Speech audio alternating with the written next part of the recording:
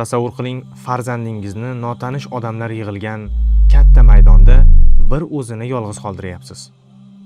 Kimdir raqs tushyapti, kimdir esa mast qiluvchi ichimliklar ichyapti. Xohlagan odam istalgan ishini qilyapti. Bu xavfli tuyulyaptimi? Aslida ko'pchilik ota-onalar farzandini telefon bilan, ijtimoiy tarmoqlar bilan yolg'iz qoldirayotganida aynan mana shu ishni qilayotgan bo'ladi.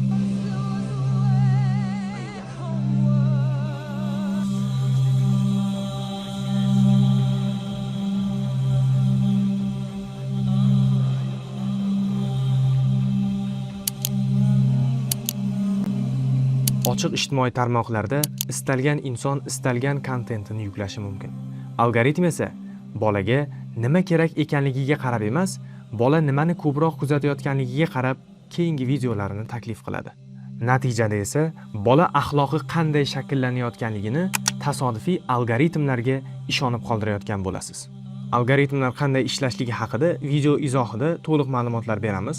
Umumiy qilib aytganda, algoritmlar video g'oyasi, maqsadiga umuman qaramaydi. Vizual ko'rinish, musiqa, video nomi va boshqa sozlamalarga qarab keyingi videolarini taklif qiladi. Deylik, biror bir kontentning musiqasi, rasmlari, vizual ko'rinishi bolalarga mosdek ko'rinishi mumkin.